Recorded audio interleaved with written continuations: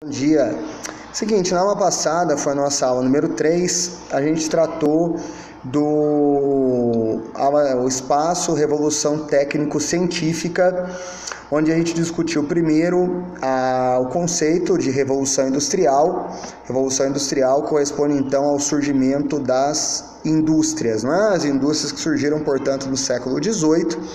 Eu marquei para vocês então a primeira Revolução Industrial, é a Revolução do século XVIII, é a Revolução Industrial Inglesa, é a Revolução Industrial cuja matéria-prima básica era o ferro, a energia era o vapor ligado ao carvão mineral, e as indústrias eram têxteis e as unidades fabris eram pequenas.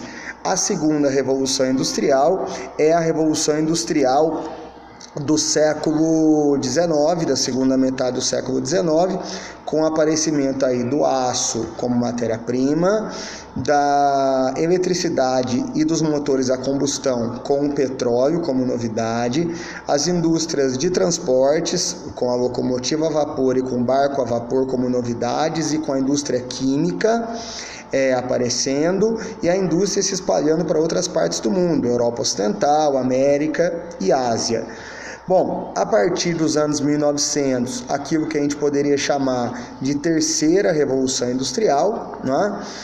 Que é já uma industrialização mais moderna, e aí alguns vão dividindo, desde que fala quarta, quinta revolução, mas tradicionalmente se divide em primeira, segunda e terceira revolução industrial. O geógrafo Milton Santos ele faz uma espécie de história do meio geográfico. Ele fala de 3 etapas: o meio natural seria o período anterior a Revolução Industrial, em que, portanto, a capacidade de intervenção do homem sobre o espaço natural era muito pequeno.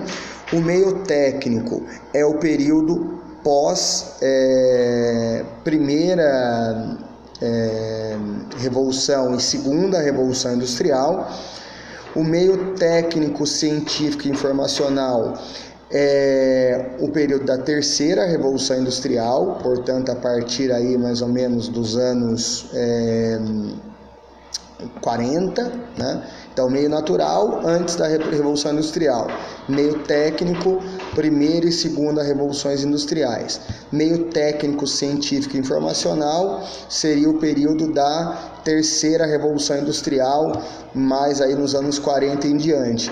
E depois o conceito de espaço cibernético, que é esse espaço, né, a gente até fala que nos últimos anos há um encurtamento de distâncias, sobretudo com as inovações no sentido dos meios de comunicação, transportes. Você consegue se comunicar com mais facilidade entre as várias partes do mundo, né? E aí a fibra ótica, a informática, nesse sentido as distâncias foram muito encurtadas, tá certo? A gente começou a discutir o conceito de globalização. Eu disse para vocês que a globalização é a etapa atual da economia mundial, marcada por um aumento da integração econômica entre os países e pela formação de blocos econômicos regionais. A globalização é chamada de nova ordem mundial porque ela substituiu a antiga ordem mundial, que é a da época da Guerra Fria, que era a chamada antiga ordem mundial.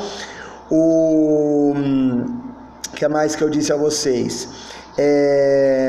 E aí a gente tinha lá as etapas das formações dos blocos econômicos, que a gente discute na próxima aula de amanhã. Em relação à tarefa que eu queria que vocês desenvolvessem, né, para executar um pouco as nossas atividades, na verdade, o que eu queria que vocês fizessem fosse o seguinte. Na verdade, a gente tem aí o livro As Atividades para a Sala, né, e as atividades propostas. Então, para desenvolver um pouco os exercícios, você vê que a gente tem muitos exercícios do Enem, de assuntos às vezes não necessariamente relacionados diretamente à teoria, como é que tem exercícios do Enem com temas correlatos ao assunto, não diretamente relacionados ao assunto. Então, gente, vocês podiam fazer o seguinte, lá nos exercícios, nas atividades para a sala, então você tem na atividades para a sala, então o número 1 da página 13, certo? Na página 14, então o 1 da página 13, o 3 da página 14, das atividades propostas, o 1 da página 14, e é isso, esses 3 exercícios aí. Então, repetindo, o 1 da página 13, o 3 da página 14 e o exercício 1 da página 14 também, certo? Beleza? Um abraço para vocês, até amanhã.